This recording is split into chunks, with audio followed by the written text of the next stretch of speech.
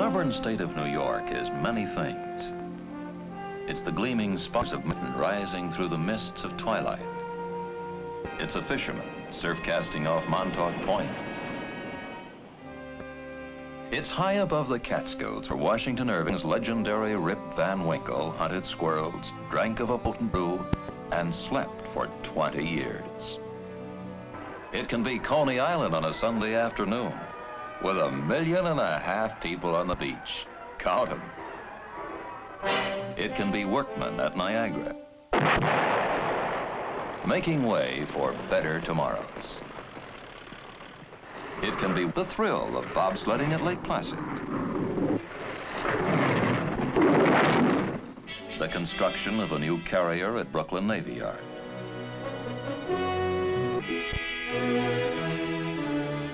a visit to the United Nations. New York can be all of these. It can be the memory of a campus far above Cayuga's waters, the excitement of a gay evening in Times Square, an afternoon in the country. Yes, New York can be many things. An escape from boredom, the joy of competition,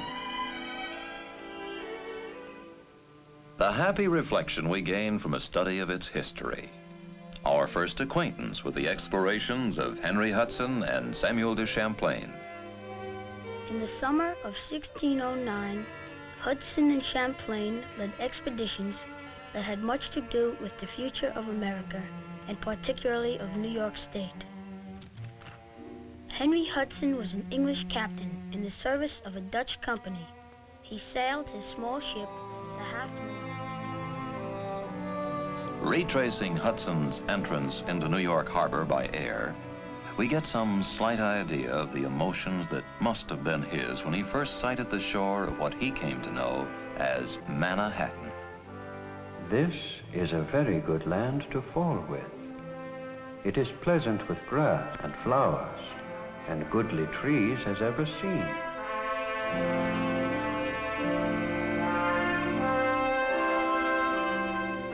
To Henry Hudson, his Manhattan was a land of promise. How prophetic his words these 350 years later. What excitement would fill his mind if he were to see the forest of tall buildings that replaced his forest of trees. What astonishment would be his if he could behold the transitions that made his river into the world's largest channel of commerce. Pleasant memories these of an honored explorer. And pleasant, too, the memories that envelop Lake Champlain as it might have appeared to the famous French explorer after whom it is named. Champlain discovered this beautiful lake in the same summer of 1609. In fact, his expedition moving southward, and that of Hudson's at its northernmost anchorage, were but 100 miles apart. On a bluff above the lake stands Fort Ticonderoga, an embattled site of history, near which Champlain fought and defeated the Iroquois Indians, a victory that lost to France the friendship of this powerful tribe of warriors. Ticonderoga was to be the center of memorable battles that swirled about its staunch fortifications. Here, and at Fort Niagara, the flags of France, Great Britain, and the United States, flying in the breeze of freedom, marked these battlegrounds of history. Hudson and Champlain will not be forgotten, nor will Giovanni de Verrazzano, courageous Italian explorer. In April of 1524, Verrazzano, on a voyage of exploration, sighted New York Harbor and drew a map of what he called its great wide-mouthed river.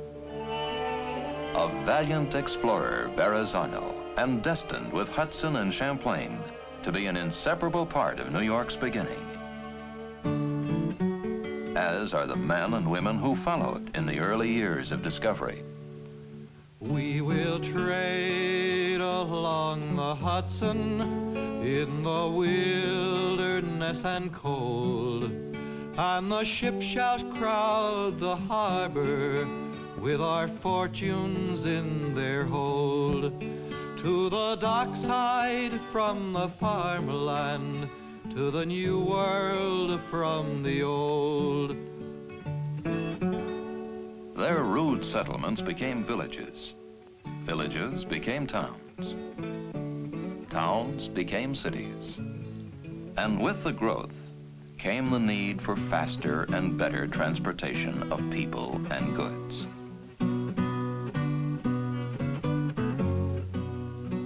The need was answered when the Erie Canal, running from Buffalo to Albany, was completed in 1825. It opened new avenues of prosperity, bringing the harvests of the fertile western states to eastern markets, and transporting to the west the flood of European immigration that sought new hope and new homes in its fast-growing area. We're coming into port again. Take a good strong pull to push us in. Then one more trip and back we'll go through Spencerport, Lockport, Rockport, all the way to Buffalo. A few years after the Erie Canal came the first railroad, the Mohawk and Hudson, running from Schenectady to Albany. They're starting up, the engine shall soon begin to puff. The passengers are ready, for they've waited long enough. Goodbye to friends and strangers, it's time to take the trail. Good luck through all the dangers on the fearful trip by rail.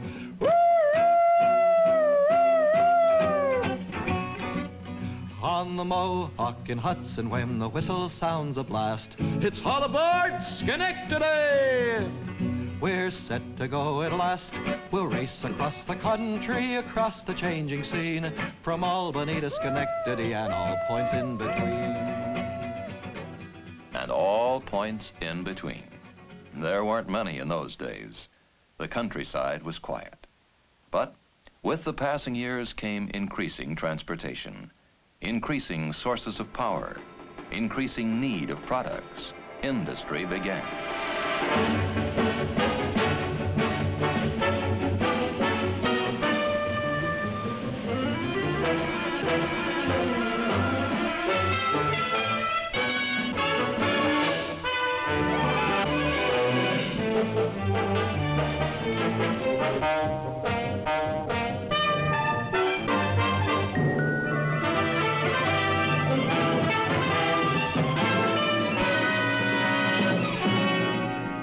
Manufacturing communities came into being. They dotted the turnpikes, the canals, the riverways across the state. Small factories grew to larger ones, and successively to vast industrial centers manufacturing tremendous quantities of products. As these factories increased in number, the need for people to work them grew rapidly. Craftsmen came from countries across the world to ply their traditional skills. Among them, the rug makers that came to Amsterdam and brought their exceptional talents to the manufacture of carpeting. Silverware is manufactured at Oneida in the central Mohawk Valley, and it came about through a group of industrious people who saw New York as their place of opportunity and migrated there. Today, the products of their community grace households across the land. Beauty of product is also found in Corning, a name synonymous with glassmaking. Here is an industry that manufactures glass for every function and purpose, from assembly operations to the ancient forms of the art which are still being practiced. Here, visitors can see craftsmen fashioning intricate designs on matchless crystal. Many are official gifts of state. All will one day become heirlooms. The beginning days of New York's clothing industry have been all but forgotten in the phenomenal growth it has attained. When one considers its size and scope, the difficulty of picturing all of its activities becomes understandable. But the facts are that New York produces almost $5 billion worth of wearing apparel a year. That's more than enough to clothe 2 out of every 5 persons in the United States. And you can count in that total the top quality gloves made in Johnstown and Gloversville. In colonial times, gloves were made from deerskin supplied by trappers. Today, they're not only manufactured from a variety of fine skins, but from cottons, silks, and fabrics undreamed of by the colonial glove makers. Dresses? New York designs and sells more of them than any place on earth. And the excellence of their design is comparable to the dress creations from Paris and Rome. In fact, New York City has joined them in becoming one of the fashion centers of the world. It is evident in the increasing number of discriminating buyers that come to its market. New York is understandably proud of the products that flow from its factories. Proud of their quality, but even more of the workmanship that makes them possible. It takes many years of know-how and flawless teamwork to cook and roll a batch of molten glass.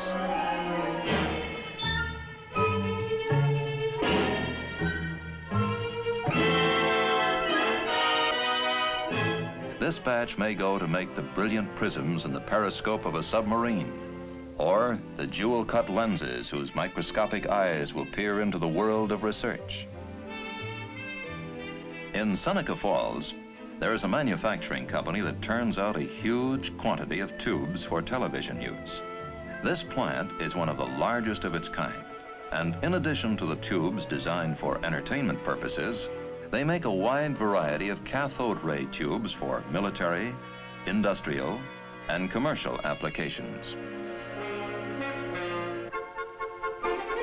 Kanajahari in the Mohawk tongue means the kettle that washes itself. And appropriately enough, Kanajahari is the location of this modern food processing plant.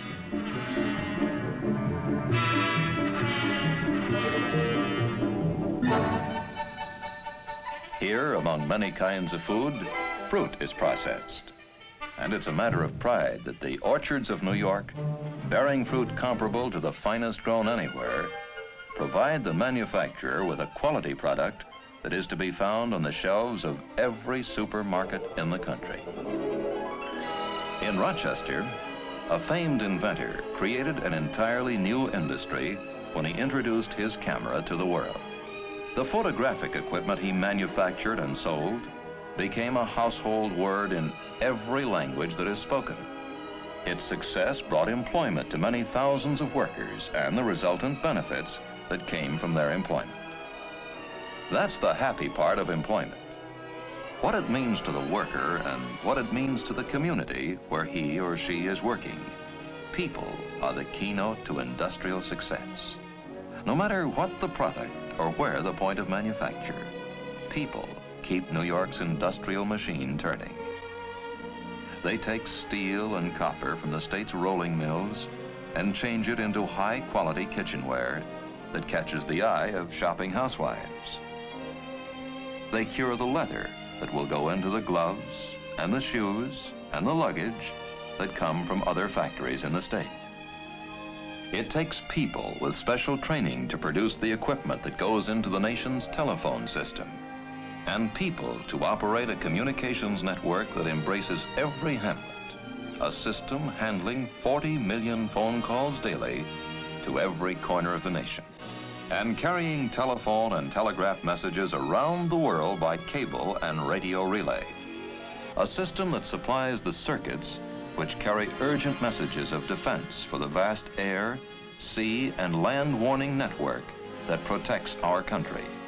This is the system that enables the Eastern Air Defense Force, with headquarters at Newburgh, to guard millions of citizens in over half the nation. It is interesting to know that New Yorkers build many of the planes that are in our first line of defense. In fact, more planes are manufactured here than in any other state save one. And in the young and exciting field of electronics, New York workers have come to the fore. Their nimble fingers truss electronic circuits. Their skilled hands solder complicated patterns of wiring and build the myriad pieces of electronic equipment that are revolutionizing modern industry, such as the UNIVAC, the astonishing electronic computer that is doing so remarkable a job in national defense and in the business world. Its possibilities, and those of the IBM electronic wonders in their growing applications to industry, are beyond estimate. Multiply these manufacturing operations 1,000 times, and it's understandable why New York became the industrial leader of the nation. It's better than 50,000 plants use more electrical power and employ more people than any other state, over 2 million. They pay them more wages and salaries than any other state, over $9 billion a year. They have products that range all the way from the tiny parts of complicated electronic equipment to gigantic steam turbines, turbines to supply power, turbines for expanding industry, turbines destined for the near and faraway places that buy them, that buy the countless products of New York State that are shipped to market.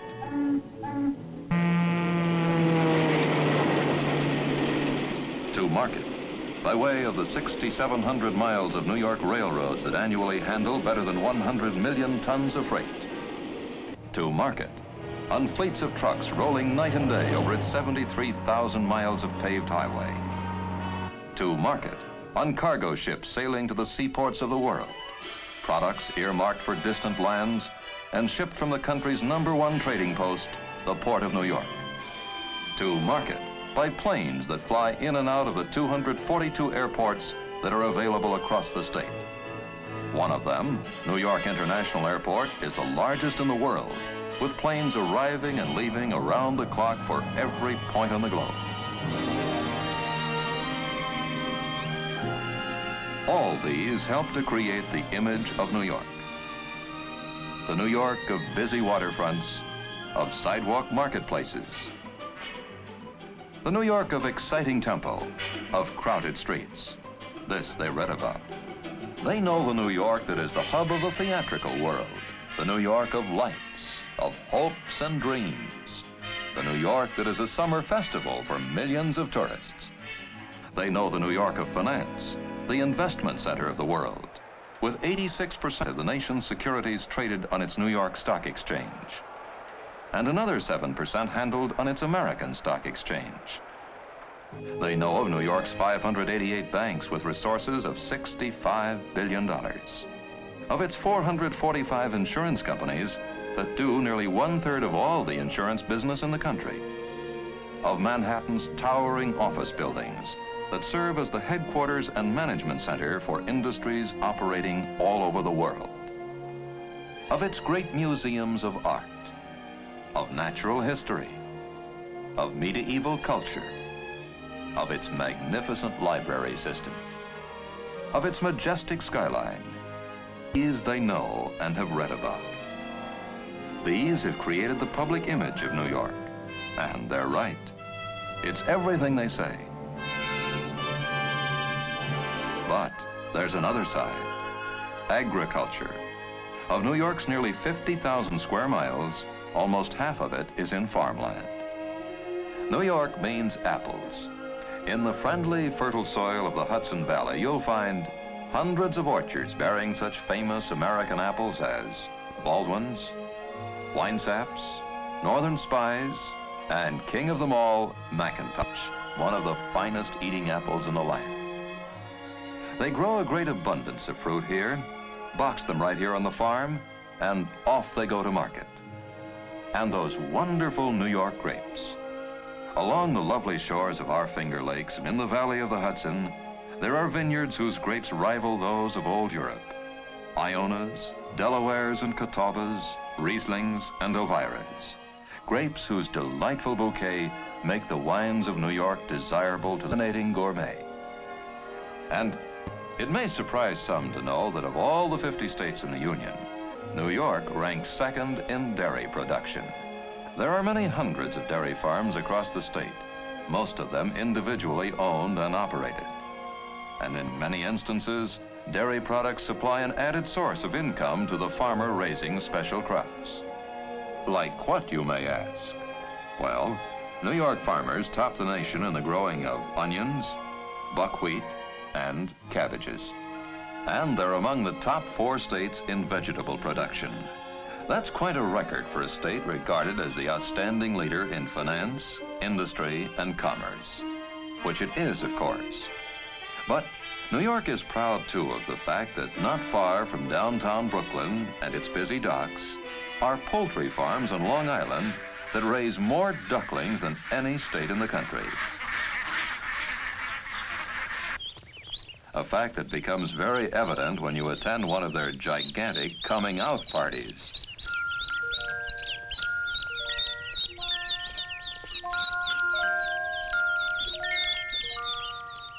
Surprising facts, these, but New York is a land of surprises. In western New York at Retzoff, we find a labyrinth of crystal, the largest rock salt mine in the western world. Out of its glittering tunnels come enormous quantities of rock, all salt. A vast logging operation for the manufacture of paper is carried on only a step from the state's largest playground. Here, the crash of falling timber can be heard in the nearby Adirondacks, where thousands come each year to hunt, fish, or just enjoy camping under the skies. Surprising, too, are the scenic wonders that nature has bountifully provided. Watkins Glen, near the foot of Seneca Lake, is a never-ending delight to the thousands who visit it each year. And the Genesee Gorge, a magnificent series of deep rock cuts fashioned by the Genesee River over untold centuries. A 17-mile stretch of the gorge, often referred to as the Grand Canyon of the East, is preserved in the Letchworth State Park. And greatest wonder of all, Niagara Falls, pouring its endless avalanche of thundering water. It's a scene unequaled in all the world. But even more impressive is the power generated by the falls. Add the St. Lawrence Seaway to that potential, and you have possibilities for growth that will tremendously benefit many of New York's upstate towns and cities. Built jointly by Canada and the United States, the Seaway has made major seaports out of Messina, Ogdensburg, Black River Bay, Oswego, Sodus Bay, Rochester, and Buffalo. Every one of them with a deep water harbor that has opened the doors of commerce to the ocean-going vessels of the world. The economic benefit which the Seaway brings to these cities is unquestioned. Just as the early canals and railroads established the leadership of such growing commercial and industrial cities as Syracuse and Albany, the state capital, so too has the later barge canal and New York's thruway meant increased trade for many upstate cities, especially Buffalo, the second largest city in the state. Now the Seaway brings new and greater business opportunities. This is the pattern of success that seems a part of New York. From the early days, it has been blessed with resources like its lakes and the water level route that its railroads and canals followed to the west. Resources that opened new avenues of economic growth, that built new plants to manufacture needed commodities, that constructed new homes for the new workers that were to be employed. New York grew in just such fashion. New jobs, new homes, new families, new communities. And it prospered because there was always the assurance that the better tomorrows would continue. And with good reason. New York has prepared for better tomorrows because it has made its communities better places to live. For one, it has provided excellent schools for the education of its children, within walking distance for many. And others have the fun of the ride on the long, familiar school bus. Playground and recreational facilities abound everywhere. And every effort is made to see that they grow strong in health and strong in mind. New York is proud of its elementary schools, and equally proud of the more than 158 colleges and universities that are within the state. Some of them have a history of more than a century of learning. Many are privately endowed. many receive support from the state and cities in which they are located. Here, young men and women from New York and other states and many foreign countries do undergraduate and postgraduate work in the study of ancient and modern languages, of history and art, the sciences, engineering, medicine, law, architecture, business administration. In New York's colleges and universities, these many thousands of students prepare themselves for the years ahead, years that will demand the best they've got.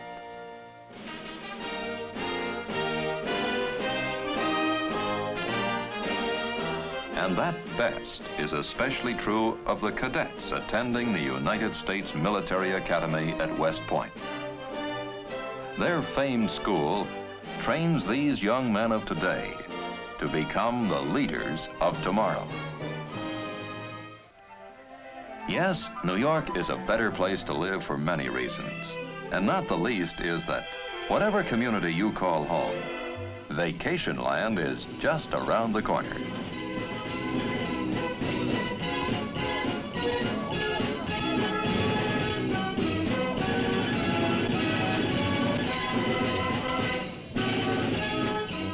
New Yorkers and visitors enjoy the endless miles of sandy beaches along the ocean.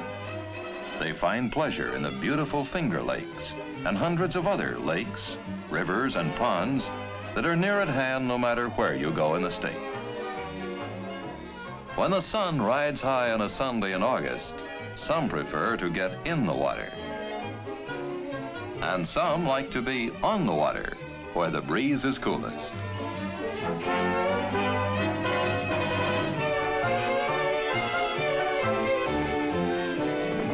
There are those who choose to get around on horseback and begin to learn the trick of it at a very early age. And there are those who like a conveyance that's just slightly more modern. Then, of course, there is another form of transport that finds favor on occasion and generally in the zoos.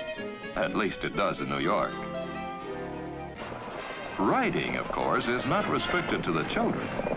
Many New Yorkers take pleasure in it, but from the grandstand at Belmont, Jamaica, and Saratoga for the thoroughbreds, while the trotters and pacers race at Yonkers, Roosevelt Raceway, and other tracks, carrying on a modern version of the traditional harness races that have been high points of the county fairs for generations.